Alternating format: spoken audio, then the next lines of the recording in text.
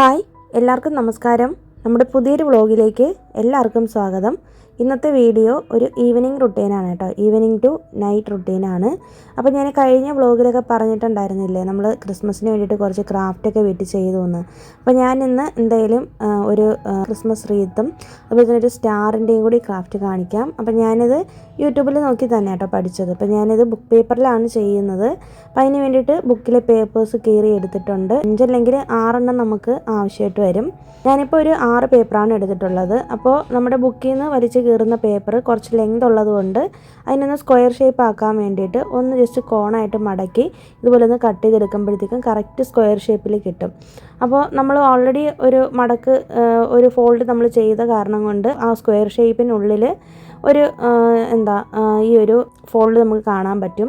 അതിൻ്റെ ഹാഫായിട്ട് നമ്മൾ വീണ്ടും തിരിച്ച് മടക്കണം. 2 സൈഡിൽ നിന്നും എടുത്തിങ്ങനെ മടക്കുമ്പോഴത്തേക്കും ഈ ഒരു ഷേപ്പിന് വരും കേട്ടോ. അപ്പോൾ നല്ല ഈസിയാണ്. നമ്മൾ പണ്ട് റോക്കറ്റൊക്കെ ചെയ്യുന്ന സമയത്ത് നമ്മൾ ചെയ്യത്തില്ല, അതേപോലത്തെ സംഭവം തന്നെയാണ്. പിന്നെ ബാലൻസ് വരുന്ന ആ ഒരു പോർഷൻ താഴോട്ടേക്ക് മടക്കുക. അതിനുശേഷം ആ ഒരു നമ്മളിപ്പോൾ ഫോൾഡ് ചെയ്ത് വെച്ചിട്ടുള്ള ആ ഒരു പോർഷനിൽ നിന്ന് വീണ്ടും താഴത്തേക്ക് കോർണർ സൈഡിൽ നിന്ന് മടക്കിയെടുക്കുക. അപ്പോഴത്തേക്കും ഇങ്ങനത്തെ ഒരു ഷേപ്പ് നമുക്ക് കിട്ടും. അപ്പോൾ ഞാൻ പറയുന്നത് നിങ്ങൾക്ക് മനസ്സിലാവുന്നില്ലെങ്കിൽ വീഡിയോ ഒന്നും കൂടി ഒന്ന് ശ്രദ്ധിച്ച് നോക്കിയാൽ മതി കേട്ടോ. അതിനുശേഷം ഇതുപോലെ നമുക്ക് എല്ലാ പേപ്പേഴ്സും മടക്കിയെടുക്കാം. ഞാനിപ്പോൾ ഒരു 6 ഇതളാണ് എടുത്തിട്ടുള്ളത്. 6 ഉള്ളൊരു സ്റ്റാറാണ് നമ്മൾ ചെയ്യുന്നത്. അപ്പോൾ എല്ലാം ഞാനിങ്ങനെ ചെയ്തെടുത്ത് വെച്ചിട്ടുണ്ട്. അപ്പോൾ ഈ ഒരു രീതിയിലാണ് നമ്മൾ ഫോൾഡ് ചെയ്തെടുക്കേണ്ടത്.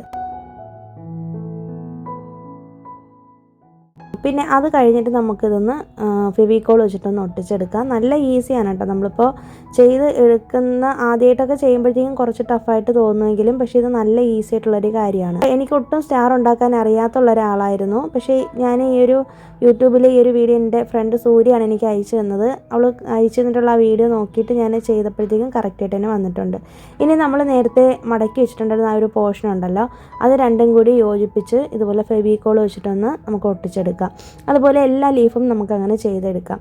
അപ്പോൾ ഈ ഒരു രീതിയിലാണ് നമുക്ക് സ്റ്റാറിൻ്റെ ലീഫ് കിട്ടിയിട്ടുള്ളത്. കുറച്ച് നേരം ഒന്ന് വെയിറ്റ് ചെയ്യണം, അപ്പോഴത്തേക്ക് നന്നായിട്ടൊന്ന് ഉണങ്ങി കിട്ടും കേട്ടോ. അപ്പോൾ നന്നായിട്ടൊന്ന് ഉണങ്ങിയതിന് ശേഷം നമുക്കിനി ഇതിനെ സ്റ്റാറിൻ്റെ ഷേപ്പിലോട്ട് മാറ്റണം. അതിന് വേണ്ടിയിട്ട് നമ്മളിപ്പോൾ ഒട്ടിച്ച് വെച്ചിട്ടുള്ളൊരു പോർഷൻ ഇങ്ങനെ ജസ്റ്റ് ഒന്ന് പ്രസ് ചെയ്ത് കൊടുക്കുമ്പോഴത്തേക്കും തന്നെ ഈ ഒരു രീതിയിലുള്ളൊരു ട്രയാങ്കിൾ ഷേപ്പ് നമുക്ക് കിട്ടും. കുറച്ച് ലെങ്തി ആയിട്ടുള്ള ലീഫുള്ള ഇതുപോലത്തെ ഒരു ഷേപ്പിൽ കിട്ടും. നന്നായിട്ട് ഈ ഗം ഉണങ്ങിയതിന് ശേഷം നമ്മളിതൊന്ന് ഫോൾഡ് ചെയ്തെടുത്തു. അപ്പോൾ എല്ലാ ഇതളുകളും അങ്ങനെ ആക്കി എടുത്തിട്ടുണ്ട് കേട്ടോ. ഇനി നമ്മളിതെല്ലാം കൂടി ഒന്ന് യോജിപ്പിച്ചെടുത്താൽ മാത്രം മതി. അപ്പോൾ 6 ഇതളുകളും ഒരേ ഷേപ്പായിരിക്കും, ഒരേ സൈസായിരിക്കും. അപ്പോൾ അതിങ്ങനെ ഒന്ന് ഈ ഒരു എൻഡ് പോർഷനിൽ ഒന്ന് കുറച്ച് ഗ്ലൂ വെച്ചിട്ട് ഒന്ന് ഒട്ടിച്ചെടുത്തിട്ട് നന്നായിട്ട് ഉണങ്ങിയതിന് ശേഷം മാത്രം വിടർത്തിയെടുക്കുക. ഇപ്പോൾ തന്നെ നമ്മുടെ സ്റ്റാർ റെഡി ആയിട്ടുണ്ട്. ഇനി നമുക്ക് കുറച്ചും കൂടി നന്നായിട്ട് പെർഫെക്റ്റ് ആയിട്ട് ആ സ്റ്റാറിൻ്റെ ഷേപ്പ് കിട്ടാൻ വേണ്ടിയിട്ട് നമ്മൾ ആദ്യമേ ഫോൾഡ് ചെയ്ത് വെച്ചിട്ടുള്ളൊരു ട്രയാങ്കിൾ ഷേപ്പ് ഇതിൻ്റെ ഉള്ളിൽ കാണുന്നില്ലേ, അതിൻ്റെ ഇതളുകൾക്കിടയിൽ കുറച്ച് ഗ്ലൂ വെച്ചിട്ട് നന്നായിട്ടൊന്ന് ഒട്ടിച്ചെടുത്താൽ മതി. നമ്മുടെ സ്റ്റാർ നല്ല സൂപ്പറായിട്ട് റെഡി ആയിട്ടുണ്ട്. നന്നായിട്ട് ഉണങ്ങിയതിന് ശേഷമാണ് നിങ്ങളിത് ഓപ്പൺ ചെയ്യേണ്ടത്. ഞാനിപ്പോൾ കുറച്ചൊന്ന് ഉണങ്ങുന്നതിന് മുന്നേ തന്നെ എടുത്തേട്ടോ നിങ്ങൾക്ക് കാണിച്ചു തരാനായിട്ട്. അപ്പോൾ നന്നായിട്ട് ഉണങ്ങുന്നവരേക്കും വെയിറ്റ് ചെയ്യേണ്ടല്ലോ എന്ന് വിചാരിച്ചിട്ട് എടുത്തതാണ്. അപ്പോൾ നിങ്ങളിത് ഓപ്പൺ ചെയ്യുന്ന സമയത്ത് കുറച്ചൊന്ന് വെയിറ്റ് ചെയ്യുക.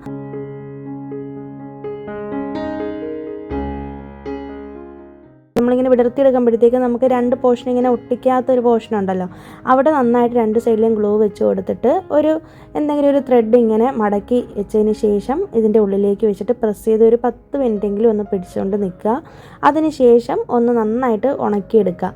അപ്പോഴത്തേക്കും നല്ല അടിപൊളിയായിട്ട് തന്നെ സെറ്റായിട്ട് കിട്ടും. ഇതാണ് നമ്മുടെ സ്റ്റാർ. അപ്പോൾ ഇതിൻ്റെ ബാക്ക് സൈഡ് ഇങ്ങനെ പൊള്ളയായിട്ടായിരിക്കും ഇരിക്കുന്നത്. ഫ്രണ്ട് പോർഷനാണ് നമ്മുടെ സ്റ്റാർ ഷേപ്പിൽ ഇരിക്കുന്നത് കേട്ടോ. അപ്പോൾ ഇതിലും ഈസി ആയിട്ടൊക്കെ നമുക്ക് ചെയ്യാൻ പറ്റുമായിരിക്കും. പക്ഷേ ഈ ഒരു രീതിയിലും കൂടി നിങ്ങളൊന്ന് ട്രൈ ചെയ്ത് നോക്കണേ. ഞാനിതിലിപ്പോൾ തൽക്കാലം കുറച്ച് പെയിൻറ്റ് ചെയ്തിട്ടുണ്ട്. പെയിൻറ്റിങ് ചെയ്തില്ലെങ്കിലും പ്രശ്നമൊന്നുമില്ല കേട്ടോ. വെറും വൈറ്റ് പേപ്പർ ആയതുകൊണ്ടാണ് ഞാൻ പെയിൻറ്റ് ചെയ്തത്. അപ്പോൾ ഞാനിതിന് മുന്നേ കുറേ സ്റ്റാറുകൾ ഉണ്ടാക്കിയിട്ടുണ്ട് വീട്ടിൽ. അപ്പോൾ ഞാൻ ഫസ്റ്റ് ടൈം ഉണ്ടാക്കിയ സ്റ്റാറാണ് ആ ഒരു റെഡ് കളറിലിരിക്കുന്നത്. പിന്നെ ഞാൻ മറ്റുള്ള കളറുകളിലൊക്കെ ചെയ്തു. പിന്നെ ഇതൊക്കെ വൈറ്റ് പേപ്പറിൽ തന്നെ കേട്ടോ ചെയ്തത്. നമ്മൾ ആദ്യം ആ ഒരു പേപ്പർ കോൺ ഷേപ്പിൽ കട്ട് ചെയ്തെടുത്തിട്ട് ബാലൻസ് വരുന്ന പോർഷനിലെ അതിലുണ്ടാക്കിയിട്ടുള്ള സ്റ്റാറുകളാണ് ഇത് 2. അപ്പോൾ നമുക്ക് പല സൈസിലും ഷേപ്പിലും ഒക്കെ നമുക്ക് സ്റ്റാർ ഉണ്ടാക്കിയെടുക്കാം. അപ്പോൾ നിങ്ങൾ എന്തായാലും വീട്ടിൽ ട്രൈ ചെയ്ത് നോക്കണേ.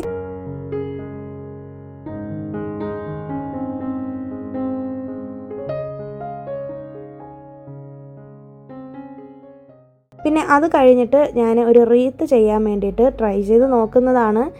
ശരിയായിട്ട് കിട്ടുമെന്ന് അറിയത്തില്ല കേട്ടോ. കുറച്ചും കൂടി വലിയ കാർഡ്ബോർഡാണ് നമുക്ക് വേണ്ടത്. എൻ്റെ അടുത്ത് ഇപ്പോൾ ഈ ഒരു ചെറിയൊരു പീസാണ് ഉണ്ടായിരുന്നത്. ഞാൻ യൂട്യൂബിൽ കുറേ വീഡിയോസൊക്കെ നോക്കിയെങ്കിലും പലതും എനിക്ക് ചെയ്യാനായിട്ട് ഭയങ്കര ബുദ്ധിമുട്ടായിട്ട് തോന്നി. അവസാനം എൻ്റെ ഐഡിയയിൽ തന്നെ ഞാൻ ഒരെണ്ണം ചെയ്യുകയാണ് കേട്ടോ ചെയ്തത്. ഞാൻ ശരിക്കും ഉണ്ടാക്കാനായിട്ട് ഉദ്ദേശിക്കുന്ന ഷേപ്പ് എന്ന് പറയുന്നത് വേറെ ആയിരിക്കും, ചെയ്ത് വരുമ്പോഴത്തേക്കും വേറെ എന്തെങ്കിലുമൊക്കെ ആയിരിക്കും. അങ്ങനെയാണ് ഈ ഒരു റീത്ത് ചെയ്തത്. അപ്പോൾ അതിന് വേണ്ടിയിട്ട് ആദ്യം നമുക്ക് ഒരു റൗണ്ട് ഒന്ന് കട്ട് ചെയ്തെടുക്കാം. ഞാനിപ്പോൾ ഒരു പാഴ്സൽ ബോക്സിൻ്റെ അടപ്പിൻ്റെ അളവിനാണ് എടുത്തത്. അതിൻ്റെ ഉള്ളിൽ വേറൊരു ചെറിയ പാത്രം വെച്ചിട്ട് വീണ്ടും ഒരു സർക്കിൾ വരച്ചതിന് ശേഷം നമുക്ക് ഉൾഭാഗം ഒന്ന് കട്ട് ചെയ്തെടുക്കാം. അപ്പോൾ ഇതുപോലെ നമുക്കൊരു റിംഗ് ആയിട്ട് കിട്ടിയിട്ടുണ്ട്. ഇനി നമ്മൾ ഇതിലേക്ക് പച്ച കളറിലുള്ള പേപ്പർ ഉണ്ടല്ലോ, ഇതാണ് വെക്കുന്നത്, ഒട്ടിച്ചെടുക്കുന്നത്. ഇതിൽ പച്ച കളർ പേപ്പർ കിട്ടിയില്ല എന്നുണ്ടെങ്കിൽ നിങ്ങൾക്കിപ്പോൾ കളറിലുള്ള പ്ലാസ്റ്റിക് പോലത്തെ പേപ്പറുകളുണ്ടല്ലോ, അതായത് ഗ്ലിറ്റർ പേപ്പർ പോലത്തെ അങ്ങനത്തെ സംഭവമൊക്കെ വെക്കാം. ഇല്ലാന്നുണ്ടെങ്കിൽ നമ്മുടെ ഈ ക്രിസ്മസ് ട്രീക്കൊക്കെ വെക്കുന്ന ആ ഒരു സംഭവം ഉണ്ടല്ലോ, ക്രിസ്മസ് ട്രീയുടെ ആ ഒരു പച്ച കളറിൽ വരുന്ന, എൻ്റെ പേരെനിക്ക് ഓർമ്മയില്ല. അപ്പോൾ ആ സംഭവം ഇങ്ങനെ ചുറ്റിച്ചെടുത്താലും മതി. ഞാനിപ്പോൾ തൽക്കാലം പേപ്പർ ജസ്റ്റ് ഒന്ന് ഫെവിക്കോൾ വെച്ചിട്ട് ഒട്ടിച്ചൊന്ന് എടുത്തിട്ട് ഒരു 3 റെഡ് കളർ പൂക്കളും കൂടി വെച്ച് കൊടുത്തു. പിന്നെ അത് കഴിഞ്ഞിട്ട് നന്നായിട്ടൊന്ന് ഗ്ലൂ ചെയ്തതിന് ശേഷം നല്ലൊരു ഭംഗിക്ക് വേണ്ടിയിട്ട് ഞാൻ കുറച്ച് ഗോൾഡൻ കളർ ഫാബ്രിക് പെയിൻറ്റും കൂടി അടിച്ചു കൊടുത്തു കേട്ടോ. അപ്പോൾ ഞാനിത് ഹാളിൽ ഇങ്ങനെ വെച്ചിട്ടുണ്ട്. അപ്പോൾ ഇത് രണ്ടുമാണ് ഇന്നത്തെ ക്രാഫ്റ്റ് എന്ന് പറയുന്നത്. അപ്പോൾ നിങ്ങൾ എന്തായാലും ചെയ്ത് നോക്കണേ, ഈസിയാണ്. കുറച്ചൊന്ന് ക്ഷമയുണ്ടെങ്കിൽ നമുക്ക് പെട്ടെന്ന് തന്നെ ചെയ്തെടുക്കാൻ പറ്റും.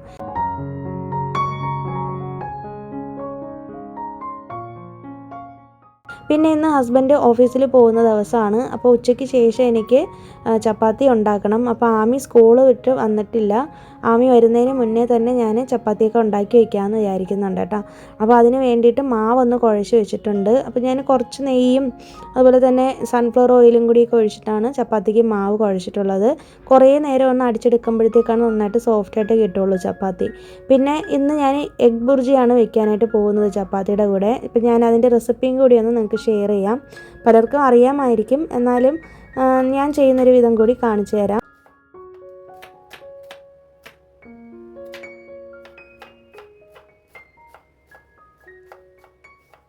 അതിന് വേണ്ടിയിട്ട് കുക്കർ ഞാൻ എടുത്തിട്ടുണ്ട് കേട്ടോ. കുക്കറിൽ നമ്മളിപ്പോൾ വിസിലൊന്നും കേൾപ്പിക്കുന്നില്ല, കുറച്ച് അകലമുള്ളൊരു പാത്രം എടുത്താലും മതി. ഞാനിപ്പോൾ അടികട്ടിയുള്ള ഒരു പാത്രം എൻ്റെ അടുത്ത് കുക്കർ ഉള്ളത് കൊണ്ടാണ് ഇതെടുത്തത്. ആദ്യം വെളിച്ചെണ്ണ ഒഴിച്ചു കൊടുക്കണം. അതിനുശേഷം അതിലേക്ക് നല്ല ജീരകം, പെരുംജീരകം, പട്ട, ഏലയ്ക്ക, കടുക് ഇത്രയും കൂടി ഇട്ടിട്ട് ഒന്ന് മൊരിയിച്ചെടുക്കണം. അതിനുശേഷം നമുക്കിതിലേക്ക് കറിവേപ്പില ചേർത്ത് കൊടുക്കാം. കറിവേപ്പിലയാണ് മസ്റ്റായിട്ടും ചേർക്കേണ്ടത്. ഞാൻ ഈ ഒരു രീതിയിലാണ് കേട്ടോ ചെയ്യുന്നത്. ഞാനിതിൽ മല്ലിയിലയോ കാര്യങ്ങളൊന്നും ചേർക്കാറില്ല. കാരണം മല്ലിയില ചേർത്തിട്ടുണ്ടെങ്കിൽ ആമി കഴിക്കത്തില്ല, അവൾക്ക് അതിൻ്റെ ടേസ്റ്റ് ഇഷ്ടപ്പെടത്തില്ല. അതുകൊണ്ട് ഞാൻ കറിവേപ്പിലയാണ് കൂടുതലായിട്ടും ചേർക്കുന്നത്. വെളിച്ചെണ്ണയിലാണ് ചെയ്യുന്നതും. പിന്നെ ചെറുതായിട്ട് ഇതുപോലെ പൊടിയായിട്ട് നുറുക്കി വെച്ചിരിക്കുന്ന 2 സവാള അതും കൂടി ചേർത്ത് കൊടുത്തു. പിന്നെ കുറച്ച് ഇഞ്ചി വെളുത്തുള്ളി ചതച്ചതും കൂടി ചേർത്ത് കൊടുത്തിട്ടുണ്ട്. ലേശം ഉപ്പും കൂടി ഇട്ടിട്ടാണ് നമ്മളിത് വഴറ്റിയെടുക്കുന്നത്. അപ്പോൾ ഏകദേശം ഉള്ളി ഒന്ന് വഴണ്ട് വന്നിട്ടുണ്ട്. ഇനി നന്നായിട്ടൊന്ന് വെന്ത് കിട്ടാൻ വേണ്ടിയിട്ട് മീഡിയം ഫ്ലെയിമിലിട്ടിട്ട് ഞാനിതൊന്ന് അടച്ചു വയ്ക്കുന്നുണ്ട്. അപ്പോൾ കുക്കറിൻ്റെ വിസിലൊന്നും കേൾപ്പിക്കുന്നില്ല. നമ്മളിപ്പോൾ ഒരു അടികട്ടിയുള്ള പാത്രത്തിന് പകരമാണ് ഞാൻ കുക്കർ എടുത്തിരിക്കുന്നത് കേട്ടോ. ഇല്ലെങ്കിൽ നിങ്ങൾക്ക് അയൺ കടായിലോ ചട്ടിയിലോ ഒക്കെ വെക്കാം. ഇടയ്ക്ക് ഞാൻ തക്കാളിയും കൂടി കട്ട് ചെയ്തെടുക്കുന്നുണ്ട്. 2 തക്കാളി ഇതിന് വേണ്ടിയിട്ട് നമുക്ക് ആവശ്യമുണ്ട്. തക്കാളി കട്ട് ചെയ്യുന്നതിനിടയിൽ തന്നെ നമ്മുടെ ഉള്ളിയും കൂടി വഴണ്ട് വന്നിട്ടുണ്ട്.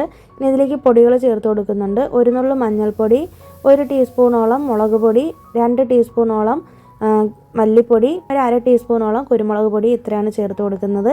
ഗരം മസാല ഉണ്ടെങ്കിൽ ഈ ഒരു സ്റ്റേജിൽ 1/2 ടീസ്പൂണോളം ചേർത്ത് കൊടുക്കാം. ഇനി നന്നായിട്ട് പൊടികളുടെ പച്ചമണം പോയതിന് ശേഷം നമുക്കിതിലേക്ക് കട്ട് ചെയ്ത് വെച്ചിരിക്കുന്ന 2 ചെറിയ തക്കാളിയും കൂടി ചേർത്ത് കൊടുത്തിട്ട് ഒന്ന് വഴറ്റിയെടുക്കാം. പെട്ടെന്ന് വെന്ത് കിട്ടാൻ വേണ്ടിയിട്ട് കുറച്ച് വെള്ളം കൂടി ഒഴിച്ചിട്ട് ഒന്ന് അടച്ചു വയ്ക്കുന്നുണ്ട് കേട്ടോ. ശരിക്കും ഈ കറി ചെയ്യാനായിട്ട് ഭയങ്കര ഈസിയാണ്. ഇത് ശരിക്കും ഒരു സെമി ഗ്രേവി പോലെയാണ് ഞാനിപ്പോൾ ചെയ്യുന്നത്. നിങ്ങൾക്ക് വേണമെന്നുണ്ടെങ്കിൽ കുറച്ചും കൂടി ലൂസാക്കിയിട്ട് വേണമെന്നുണ്ടെങ്കിൽ ഈ കറി ചെയ്തെടുക്കാം. ഇതിനിടയിൽ തന്നെ ഞാൻ കട്ടൻ ചായ ഇട്ടിട്ടുണ്ട് കേട്ടോ. അപ്പോൾ ഹസ്ബൻഡിൽ നിന്ന് ഓഫീസിൽ പോകുന്ന ദിവസം ആയതുകൊണ്ട് ഞങ്ങൾ നേരത്തെ തന്നെ ചായയൊക്കെ ഒന്ന് കുടിക്കാമെന്ന് വിചാരിച്ചു.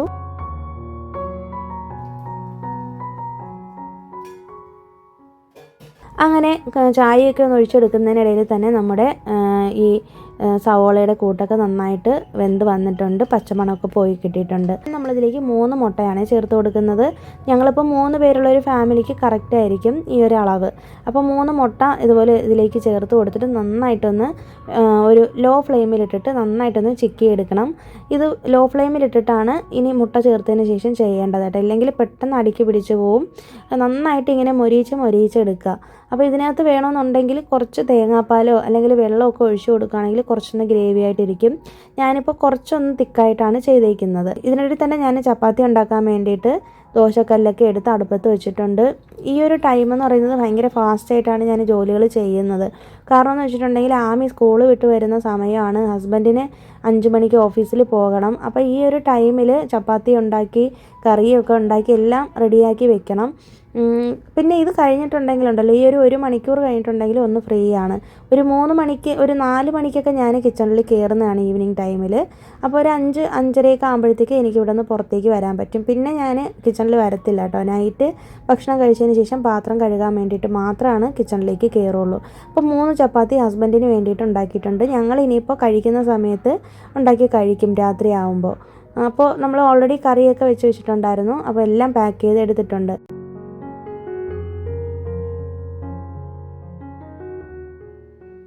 അത് കഴിഞ്ഞിട്ട് ഞാൻ കയ്യോടെ തന്നെ പാത്രം കഴുകി വയ്ക്കുന്നുണ്ട്. ഞാൻ എപ്പോഴും പറയുന്ന കാര്യമില്ല, എനിക്ക് മടിയാണെന്ന്. അതുകൊണ്ട് തന്നെ ഞാൻ അപ്പം തന്നെ പാത്രങ്ങൾ കഴുകി വയ്ക്കും. ഒരുപാട് നേരം അങ്ങനെ സിങ്കിലിടത്തില്ല കേട്ടോ പാത്രം. അങ്ങനെ നമ്മുടെ പാത്രങ്ങൾ സിങ്കിൽ വലിച്ചാരി ഇടുന്നത് അത്ര നല്ലതല്ല എന്ന് പറഞ്ഞ് കേട്ടിട്ടുണ്ട്. അപ്പോൾ അത് കൈയോടെ തന്നെ കഴുകി വെച്ചിട്ടുണ്ട്. പിന്നെ എനിക്ക് തീരെ പറ്റില്ല, എന്തെങ്കിലും വയ്യായികയൊക്കെ ഉണ്ടെങ്കിൽ മാത്രമാണ് ഞാൻ പാത്രം അങ്ങനെ ഇട്ടേക്കുള്ളൂ. എന്തായാലും കിടക്കുന്നതിന് മുന്നേ തന്നെ ഞാനത് കഴുകി ക്ലീൻ ചെയ്തിട്ട് മാത്രമാണ് കിടക്കുകയുള്ളൂ. പിന്നെ അത് കഴിഞ്ഞിട്ട് കൗണ്ടർ ടോപ്പും കൂടി വന്നിട്ട് തുടച്ചെടുത്തിട്ടുണ്ട്. കൗണ്ടർ ടോപ്പിൽ എപ്പോഴും ഞാൻ കുക്കിംഗ് ചെയ്ത് കഴിഞ്ഞിട്ടുണ്ടെങ്കിൽ കൈയോടെ തന്നെ തുടച്ചെടുക്കും. ഇതിനോടകം തന്നെ 2-3 തവണ തുടച്ചതാണ്, എന്നാലും ഫൈനലായിട്ട് ഒന്നും കൂടി ഒന്ന് തുടച്ചെടുക്കണമായിരുന്നു. പിന്നെ എല്ലാ സാധനങ്ങളും എടുത്ത് അങ്ങോട്ടും ഇങ്ങോട്ടും മാറ്റിയൊക്കെ വെച്ചിട്ടുണ്ട് അതാത് സ്ഥാനത്ത്. പിന്നെ ഞാനിപ്പോൾ ചപ്പാത്തി പലക എടുത്ത് വെക്കാത്തതിൻ്റെ കാരണം നമുക്കിനിപ്പോൾ നൈറ്റ് ചപ്പാത്തി ഉണ്ടാക്കണമല്ലോ, അതുകൊണ്ടാണ്.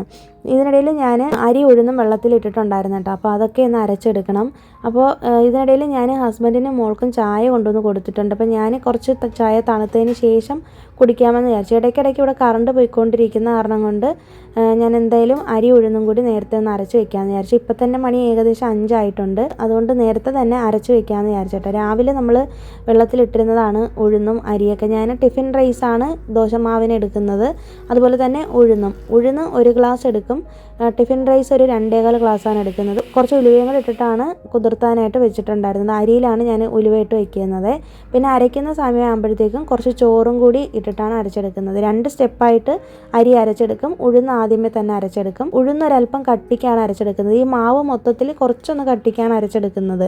കാരണം വെച്ചിട്ടുണ്ടെങ്കിൽ നമുക്ക് ഇഡ്ഡലിക്കും ദോശയ്ക്കും ഒക്കെ എടുക്കാൻ പാകത്തിന് വേണ്ടിയിട്ടാണ് കേട്ടോ. അപ്പോൾ അതൊക്കെ ഒന്ന് അരച്ചെടുത്ത് വെച്ചിട്ടുണ്ട്. ഇതിനിടയിൽ മിക്സിയുടെ ജാറൊക്കെ കഴുകി വെച്ചു. അപ്പോഴത്തേനും ഉണ്ട് ഹസ്ബൻഡ് ആമിയെ വിളിക്കാൻ പോയിട്ട് വന്നപ്പോഴത്തേക്കും കുറച്ച് മുട്ട മേടിച്ചുകൊണ്ട് വന്നിട്ടുണ്ടായിരുന്നു. ഞാൻ പറഞ്ഞല്ലോ, ഹസ്ബൻഡ് ഇപ്പോൾ ഓഫീസിൽ പോകുന്ന കാരണം കൊണ്ട് മിക്കവാറും ചപ്പാത്തിയും മുട്ടക്കറിയൊക്കെയാണ് കൊടുക്കുന്നത്. അല്ലെങ്കിൽ വീട്ടിൽ നമ്മൾ എപ്പോഴും മുട്ട മേടിച്ച് വയ്ക്കാറുണ്ട്. ആഴ്ചയിൽ മുട്ട മേടിക്കാറുണ്ട്. ആമിക്ക് സ്കൂളിൽ ഡെയിലി ഓരോ മുട്ട വെച്ച് ഞാൻ വറുത്ത് കൊടുക്കാറുണ്ട്. അപ്പോൾ ഇതൊന്ന് കഴുകിയതിന് ശേഷം ഒന്ന് വെക്കാമെന്ന് വിചാരിച്ചു. ഇതുപോലൊരു നെറ്റിലുള്ളൊരു പാത്രത്തിലേക്ക് ഇട്ട് വയ്ക്കുകയാണെങ്കിൽ വെള്ളമൊക്കെ ഒന്ന് വാർന്ന് കിട്ടും. അതിനുശേഷം ഞാനിപ്പോൾ കുറേ നാളായിട്ട് വെയിലൊന്നും ഇല്ലല്ലോ, ചൂടില്ലാത്ത കാരണം കൊണ്ട് ഞാൻ ഫ്രിഡ്ജിൻ്റെ മേലെയാണ് കേട്ടോ മുട്ട വയ്ക്കുന്നതും. ഫ്രിഡ്ജിൻ്റെ ഉള്ളിൽ വെക്കാറില്ല, പുറത്താണ് വെക്കുന്നത്. അപ്പോൾ ഹസ്ബൻഡും മോളും ഒക്കെ ചായയൊക്കെ കുടിച്ച് കഴിഞ്ഞു. അപ്പോൾ ഞാൻ എന്തായാലും ചായ കുടിക്കാൻ വേണ്ടിയിട്ട് വന്നിരിപ്പുണ്ട്. അപ്പോൾ എനിക്ക് കുറച്ചൊന്ന് റിലാക്സ്ഡ് ആയിട്ട് ചായ കുടിക്കാനാണ് ഇഷ്ടം.